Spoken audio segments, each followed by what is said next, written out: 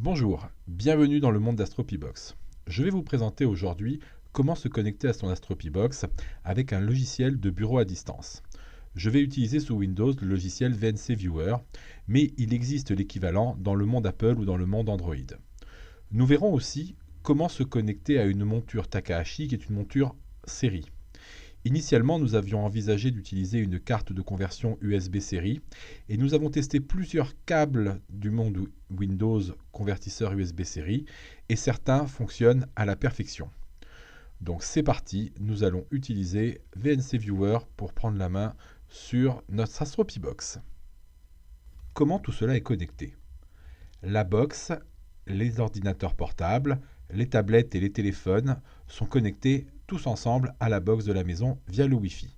Il est ainsi très facile de retrouver l'adresse IP de l'AstroPibox.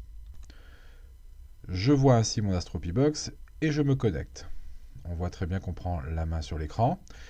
La première chose que je vais faire, je vais aller vérifier comment sont paramétrés mes ports USB. C'est une manip que vous n'aurez pas à faire. Nous fournirons des câbles convertisseurs USB série directement installés sur l'AstroPibox. Il n'y a rien de connecté actuellement sur mon port USB. D'un point de vue matériel, on voit très bien qu'il n'y a rien de connecté. Les bus sont vides. Je connecte mon convertisseur. Donc mon convertisseur USB série de marque Aten. Je recommence la manip. Et là, on voit bien que mon câble USB Aten a été reconnu par l'AstroPibox d'un point de vue matériel. Il faut maintenant vérifier que d'un point de vue driver et logiciel, que les ports USB gérés par l'Aten sont bien remontés dans l'AstroPibox.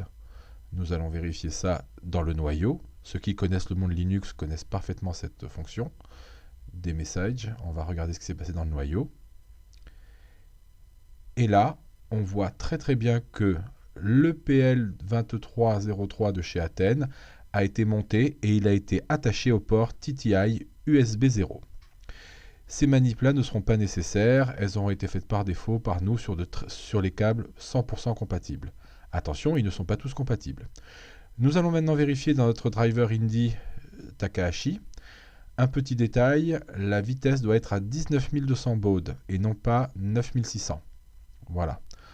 On vérifie aussi qu'on est sur le bon port USB, sur le TTI USB 0, ce qui est le cas.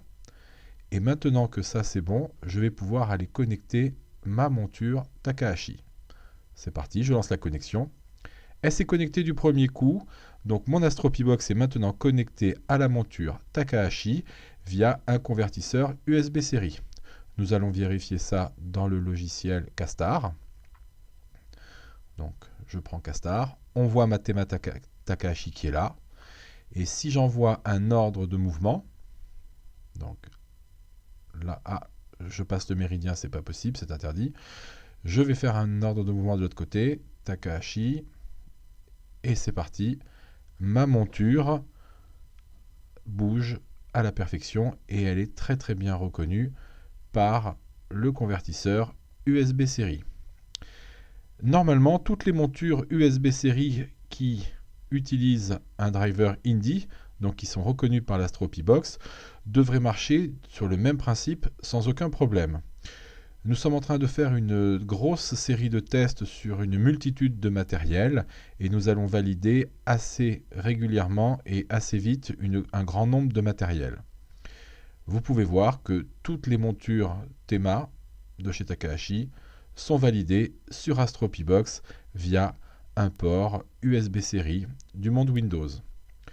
Je vous souhaite un bon ciel, une bonne soirée et je vous dis à très bientôt pour une autre vidéo dans le monde AstroPibox.